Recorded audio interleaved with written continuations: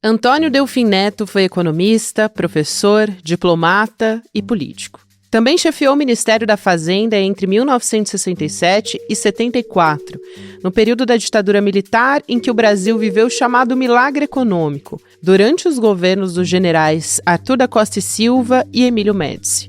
O conjunto de medidas fez a economia crescer 11% ao ano, mas deixou como legado a crise da dívida externa, a hiperinflação e uma enorme desigualdade social. Em 75, Delfim Neto foi enviado para Paris na condição de embaixador, onde ficou até 78. Retornou para o Brasil e para o poder, em 79, para assumir a pasta da agricultura durante o governo do general João Batista Figueiredo, mas no mesmo ano foi transferido para o Ministério do Planejamento. Em 86, durante o processo de abertura política, o Delfim foi eleito deputado federal. Depois se reelegeu 4 vezes seguidas, até deixar a Câmara em 2007. Delfim Neto era o último signatário vivo do Ato Institucional número 5, aquele que endureceu o regime militar e permitiu a perseguição a rivais políticos do governo. Em 2021, durante uma entrevista ao portal UOL, ele disse que assinaria o AI-5 novamente, classificando a ação como, abre aspas, um processo revolucionário, fecha aspas. Quarta-feira, 14 de agosto de 2024.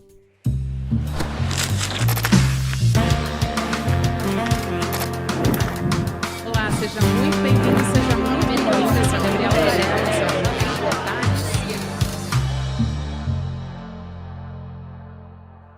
Olá, seja muito bem-vindo, seja muito bem-vinda. Eu sou a Gabriela Varela e esse é o Videocast em Detalhes. E aqui você já sabe, sempre com um convidado, uma convidada, a gente analisa uma temática ou uma notícia importante do momento. Hoje a gente vai falar sobre a morte do Delfim Neto. Vou conversar sobre isso com o Luiz Nassif, que é economista, nosso colunista aqui do SL Notícias e que conhece muito bem a história do Delfim Neto. Nassif, obrigada por aceitar nosso convite. Bem-vindo mais uma vez aqui em Detalhes. Obrigado, Gabriela, é um prazer aí, viu? Prazer Delfim é é aquele todo meu. negócio, se for falar da Portela, hoje eu não vou terminar, né? O Delfim é um personagem muito, muito rico aí. Tem dois Delfins. Vou falar primeiro dos pontos positivos, né? Eu gostei Ele muito foi do termo que você usou, Nassif. O Nassif falou do Delfim Neto no SL Notícias primeira edição. E aí você disse que tem o Delfim intelectual versus o Delfim autoritário. Aí, para te perguntar quem foi o Delfim Neto, eu quero colocar essas duas expressões que você usou. tá. Bom, o intelectual foi o maior economista do seu tempo. Porque, em geral, quando você pega os economistas de mercado, você havia uma discussão lá, quem foi maior, Simmons ou Delfim? O Simmons é um cara que. Ele era um esteta. Ele gostava de música e gostava da economia teórica. E não conhecia nada do mundo real. Né? O Delfim, ele, além de conhecer muito do ponto de vista teórico, da matemática, ele foi o primeiro a usar aqueles computadores que foram para a USP e tudo. Ele conhecia profundamente história da economia e conhecia profundamente a psicologia dos empresários, dos políticos, dos militares. Então era um conhecimento muito mais abrangente, muito mais amplo. Né? Era um sábio, efetivamente, o teórico, o Delfim teórico. Né? Foi depois. Ele tinha um lado, um diabinho que habitava o cérebro dele, de vez em quando ele aprontava muito, assim, por trotes e tudo. Uma vez ele pegou o Itamar e quis convencer o Itamar que ele podia usar as reservas cambiais em obras, uma coisa assim, deixando louco aí o Gustavo Loyola, que era o presidente do Banco Central. Mas ele, quando pensava, era uma cultura extraordinária, um conhecimento material. Ele juntava todos os fatores importantes para ter um economista no sentido amplo da palavra. Então, esse é o Delfim. Depois dos anos 90, ele virou um conselheiro do próprio Lula, muito crítico ao Fernando Henrique Cardoso. Ele tinha uma bronca especial com o PSDB e os economistas do Real. Porque depois a gente vai falar do Delfim polêmico, ele deixou muitas polêmicas aí no tempo dele de ministro, muitas denúncias, e ele falava, pois é, me denunciavam, mas quem que saiu do governo dono de banco foram os economistas do Real. Né? Então ele tinha, quando eu lancei um livro, Os Cabeças de Planilha, lá em 2005, 2006, falando dessa financiarização da economia, ele fez um artigo inteiro no Valor sobre a entrevista que eu tinha feito, que termina o livro, que era com o Fernando Henrique Cardoso, que era uma entrevista chocante, porque mostrava uma profunda ignorância do Fernando Henrique em relação a qualquer aspecto ligado ao desenvolvimento. Né? Ele é um bom vivant, efetivamente. Então ele tinha essa bronca específica, né? Mas como economista, ninguém chegou perto dele, não. Sabe? Esse é o Delfim do bem, digamos assim. Então, tem uma coluna do Orlando Calheiros que eu achei muito interessante e eu queria compartilhar aqui, mas basicamente para falar do milagre econômico. E ele diz que é um dos maiores golpes financeiros da história brasileira. E acho interessante que ele explica como o milagre econômico transformou o Brasil num país de castas. E até dá para fazer um contraponto, né, Nassif? Porque na nota do Palácio do Planalto, de pesar, eles colocam o Delfim Neto ao lado da Maria da Conceição Tavares, que é uma economista brilhante também, que morreu há pouco tempo, e que estão em lados completamente opostos, né, para dizer o mínimo. Mas me lembrou a famosa frase da Maria da Conceição Tavares de que a pessoa que tem fome não pode comer PIB. Então, levando em conta como se construiu essa história, né, do milagre econômico, concentrou renda entre os mais ricos, né, empobreceu ainda mais os mais pobres, eu queria que você contasse um pouco do milagre econômico, qual foi o papel do Delfim Neto nessa história. Tá. Se você pega a história econômica do Brasil, é muito similar à da China até um determinado período. Porque a gente tem o Getúlio nos anos 50, construindo as grandes estatais. O que a China faz? Ela constrói grandes estatais que o setor privado não entra e, com isso, prepara o ambiente para o setor privado atuar na ponta. Aqui nós tivemos o Getúlio, do segundo governo Getúlio, entregando a Companhia Siderúrgica Nacional, entregando a Petrobras, Eletrobras, e tudo depois do governo Juscelino Kubitschek, que inicia efetivamente a industrialização, com o início da indústria automobilística aqui. O passo seguinte, o governo Jango, ele tinha as reformas de base lá que pretendiam consolidar uma classe média estável, porque você tinha muito êxodo rural aí do Nordeste e tudo, aqui o São Paulo inchando e tudo, então você tinha políticas sociais muito bem definidas, inclusive reforma agrária, para fixar o pessoal no campo e para dar condições de vida aqui, criar uma classe média. Ali era o salto que faltava para o Brasil virar um país moderno, efetivamente. Veio o golpe, entra de primeiro Campos, Roberto Campos e Otávio Gouveia de Bulhões, que prepara a economia para digamos, para o mercado, e o Delfim, ele dá início aí a uma política de arroxo, ali uma política muito calçada aí no endividamento externo. Você tinha dinheiro abundante, aí, muita oportunidade no Brasil, então houve um endividamento amplo que o governo fez grandes obras lá, e algumas obras desastrosas, como foi o caso da Transamazônica, e outros que puxaram uma parte da economia. E o Delfim tentava, na época, lá, casar bancos com indústria, da mesma maneira que o Japão, mas não deu certo. Quando chegando o final do governo Médici, que ele era o ministro, veio o choque de petróleo e veio a inflação de volta. E o que ele fez foi uma manipulação dos índices de inflação. Ele pegava caminhões aí do Ceasa e tudo, e irrigava aquelas regiões onde o IBGE ia colher os preços. Então ele deixa o país já com uma inflação avançando, com um endividamento externo elevado. Ele tinha uma frase famosa lá: dívida não foi feita para ser paga, foi feita para ser rolada. Entra o governo Geisel, que mantém esse modelo, embora com alguma ênfase na industrialização. Mas ele mantém o modelo porque ele não podia enfraquecer politicamente, senão voltava o grupo do Médici. Então ele prossegue com o endividamento, era o Paulo Lira, que era o presidente do Banco Central, o Fernão Bracho, diretor da área externa, e com o Simonsen, e vai levando, e depois entra o João Paulo dos Reis Veloso para trazer investimento em indústria, pelo menos tinha esse projeto no primeiro governo Geisel, o primeiro e o segundo Plano Nacional de Desenvolvimento. E daí, quando nós chegamos em 80, explode tudo. Vem o segundo choque do petróleo, vem o choque dos juros lá dos Estados Unidos, e aquela dívida que foi construída, começou a ser construída na fase do chamado milagre, aí explodiu nas mãos do Simonsen. O Simonsen tira o time de campo, joga o Delfim, que era ministro da Agricultura, do Planejamento. E daí o Delfim assume a Fazenda e leva o Brasil para a década perdida. Mas, digamos, a gente passou 15 anos aí pagando as contas do endividamento do milagre. E, que nem você lembrou, com uma concentração de renda fantástica, uma deterioração dos serviços públicos fantástico, E o grande ponto aí é que o Delfim do milagre econômico, a gente acha que o milagre é o seguinte, que os militares eram absolutos. Uhum. Eles não eram absolutos, eles tinham que fazer, que cooptar os diversos setores lá, sabe? E o Delfim é que parte para isso.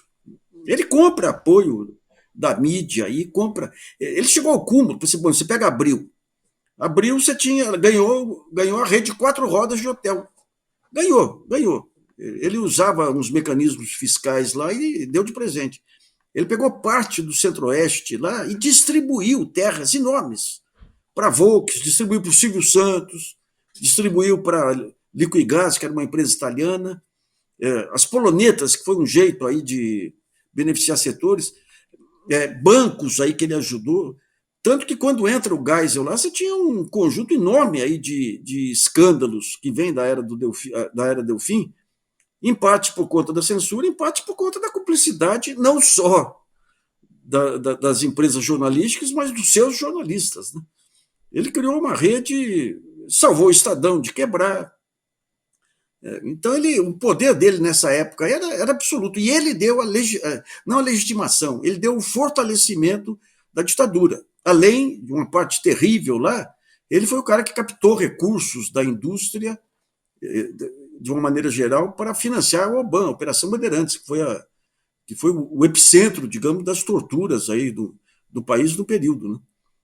Justamente, eu ia te perguntar sobre a relação dele com empresários e com jornalistas também, porque acho que você conhece muito essa história. E, além disso, tem consequências muito fortemente sentidas pela população de povos originários, né, dos indígenas, por conta dessas consequências do desenvolventismo que ele ajudou a articular, né? Sim. Eu vou contar, eu fui na última excursão, na última leva de colonos gaúchos para a Transamazônica. Eu fui jornalisticamente lá, eu vi o que estava acontecendo lá, sabe?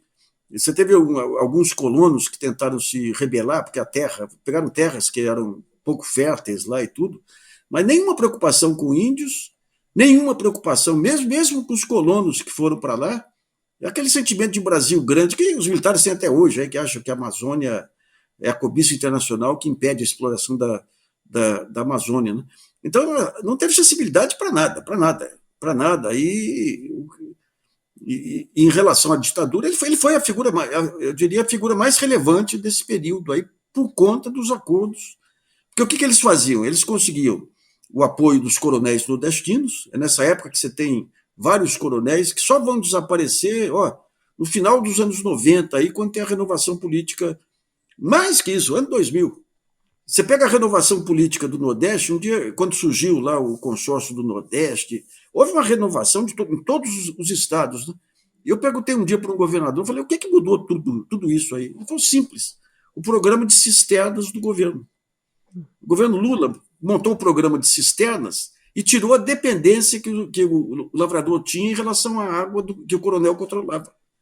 Então, todo esse processo de desenvolvimento do país, o país só se desenvolve quando você tem programas que aproveitem todo o potencial da sua população, do seu mercado interno.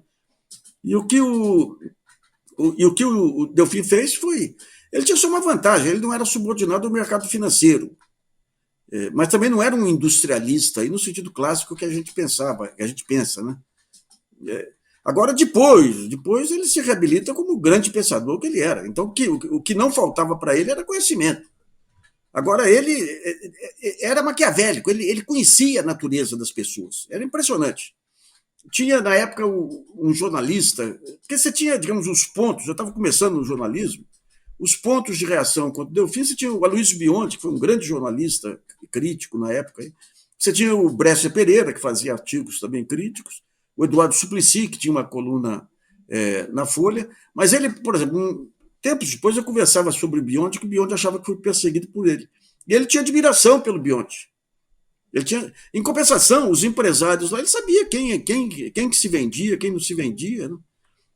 Ele era um conhecedor da alma humana, aí no uso mais negativo da expressão, sabe?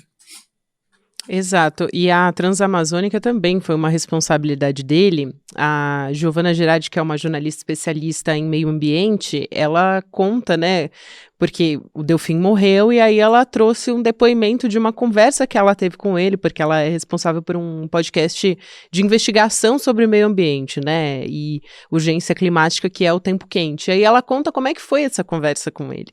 E acho interessante porque ela trouxe o diálogo e aí ela fala: o senhor acha que fez sentido fazer a Transamazônica? E aí ele diz assim, ele nem titubeia, ele fala: não, eu não tenho dúvida. Quantas oportunidades ela não nos trouxe? E aí ela diz: nós ocupamos território, é uma estrada de integração nacional, a Transamazônica ajudou a ocupar o Brasil e hoje é uma região próspera. Quer dizer, ele não faz nenhum tipo de ponderação sobre extermínio de população indígena, sobre desmatamento, enfim, Mas o não é uma baixo região próspera. desenvolvimento. Exato, Não é exato. uma região próspera ali. Ali ficou aquele enclave lá da Zona Franca, lá que não tem nada a ver com a Amazônia.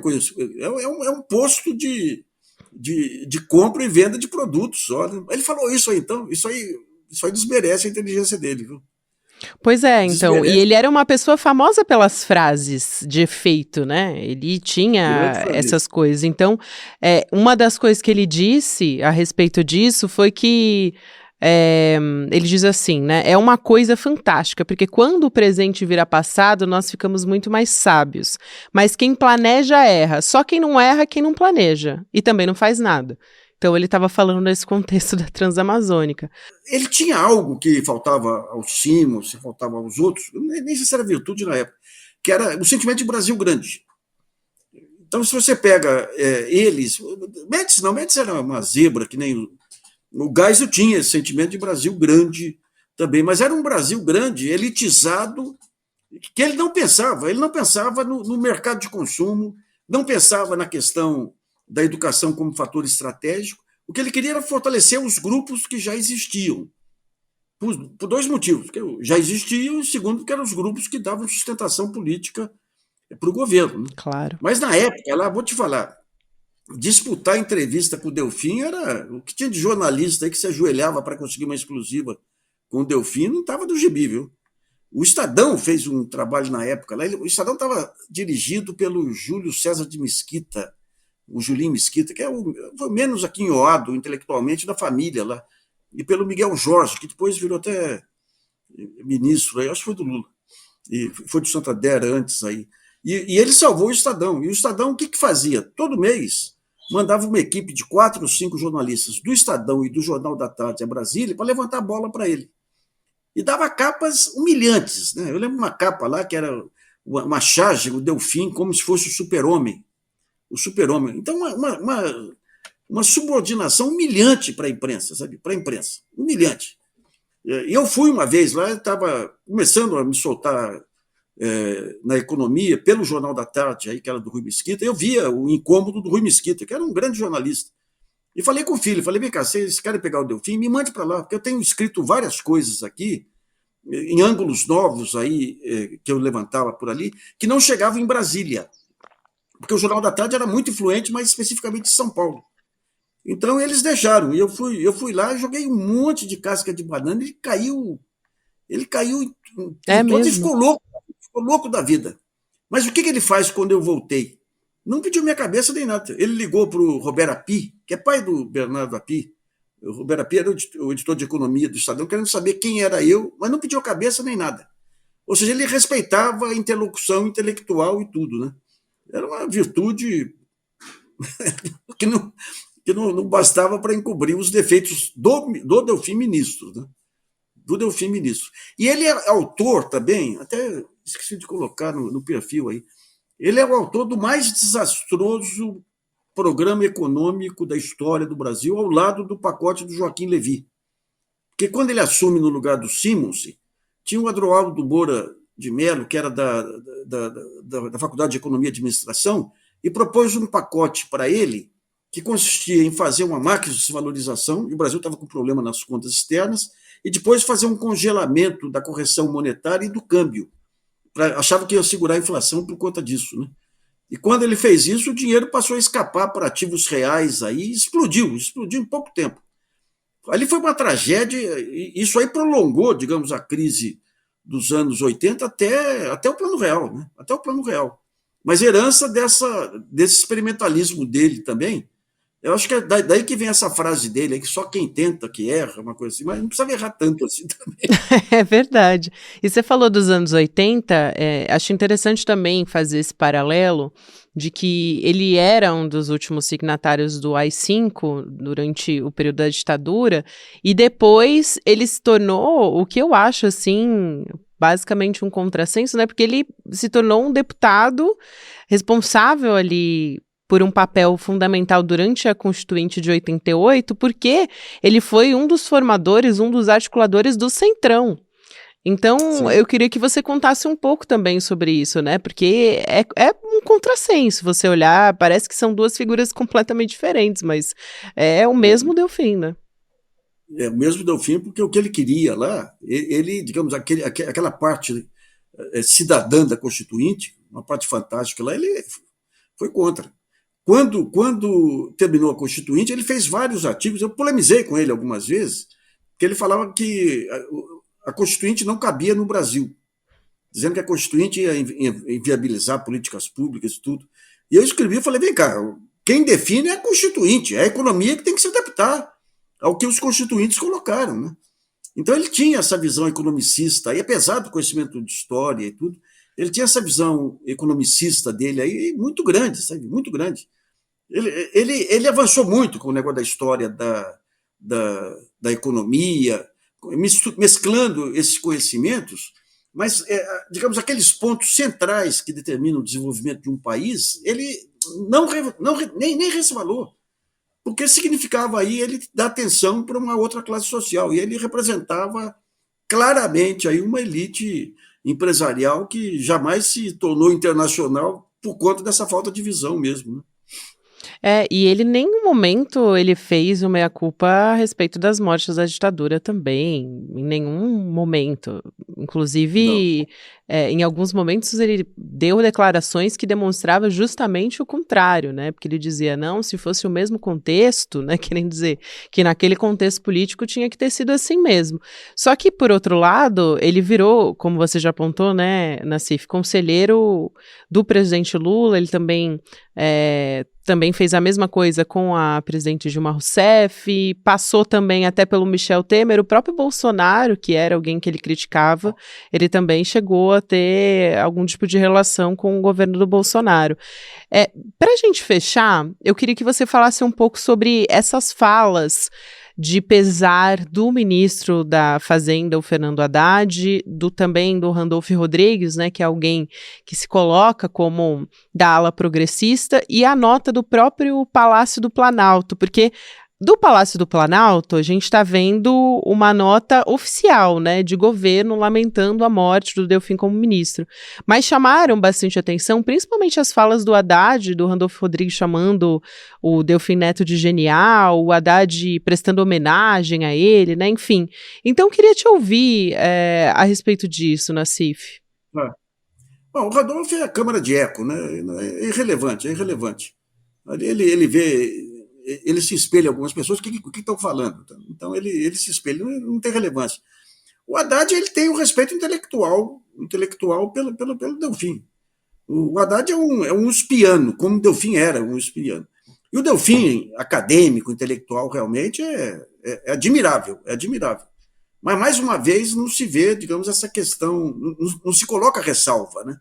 E o Delfim, por exemplo, o Lula tinha periodicamente reunião com o Delfim, em fim de semana, com o Delfim e o Beluso.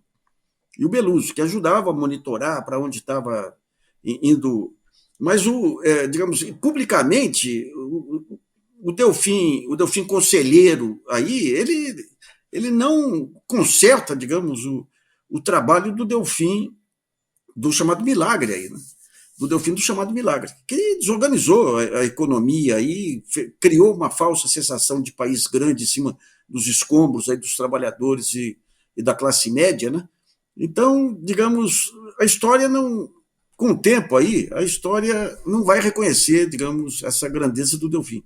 Em relação à ditadura aqui, eu tenho a minha esposa é da área de direitos humanos aí, sempre lamentaram não ter conseguido, ao menos, o reconhecimento do papel do Delfim na Operação Bandeirantes, aí, nesse primeiro governo Médici, aí foi um governo sangrento, como foi o do Geisel também. Né? Mas, digamos, agora é importante a gente ver que, quando você pega o governo militar do Bolsonaro, que foi um governo militar também, a decadência ocorreu em todos os níveis. Né? O grau de ignorância em relação ao país, em relação à segurança nacional, se repete. Né? E, no fundo, o que nós temos hoje em dia, quando a gente vê esse processo de assalto ao tesouro, assalto às estatais, assalto à dívida pública, tudo, é que o Brasil ele carece ainda de uma racionalidade na economia como projeto de país também. Né?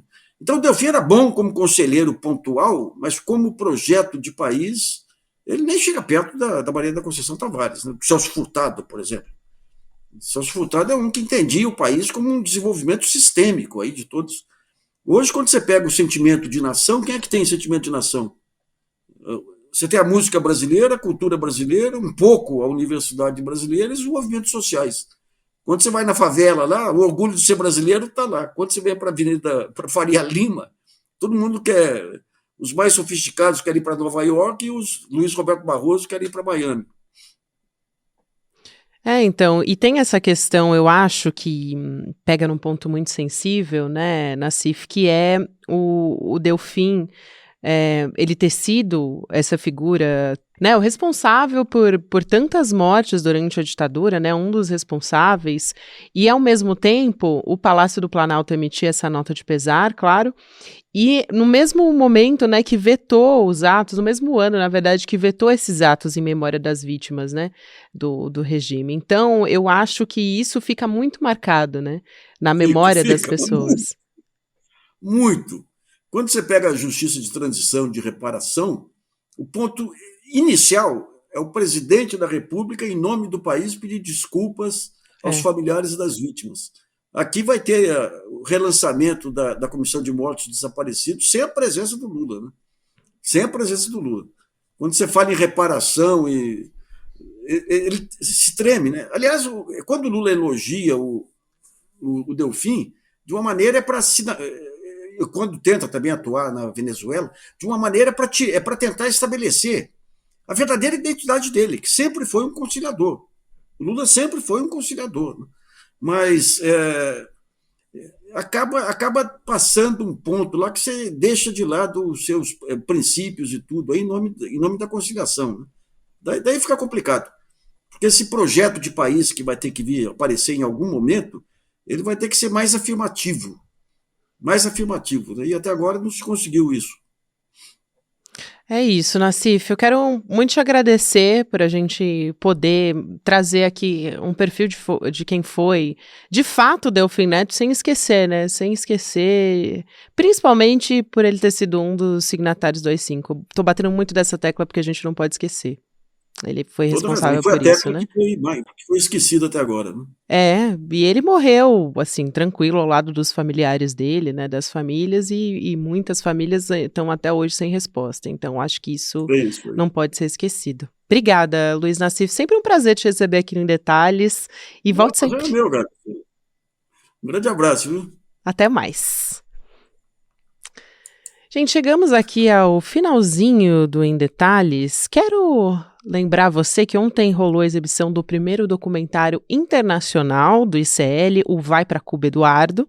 Foi um documentário dirigido pela Juliana Baroni, com o roteiro do Maurício Arruda, enfim, com muitas entrevistas interessantes com a filha do Che Guevara, Leida Guevara, com o Frei Beto, do presidente de Cuba também, o Miguel Díaz-Canel.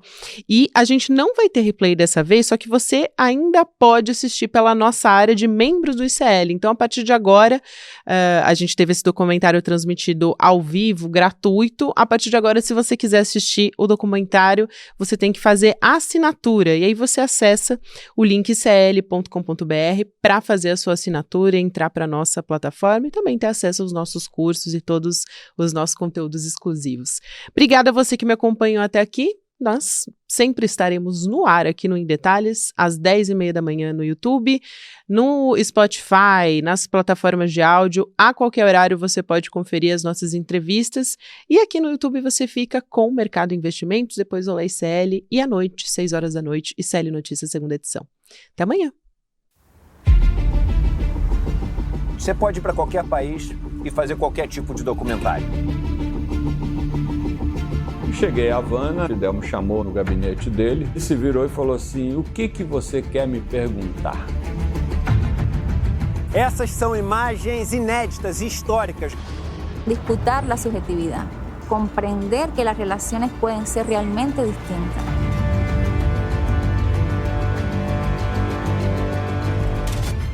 Siempre se habla de los que se van de Cuba, pero no se habla de la mayoría, que son los que se quedan viviendo en Cuba. Pues nosotros tenemos una cultura de la resistencia y de la emancipación, pero hemos generado una cultura de la solidaridad. ¡Patria o muerte! El verdadero revolucionario tiene que tener una gran capacidad para amar, porque si no tienes esa capacidad para amar, tú no puedes entregar tu vida a una causa. Un 30% de las medidas que Estados Unidos impone a Cuba se le impone a cualquier país latinoamericano y no hay gobierno que aguante.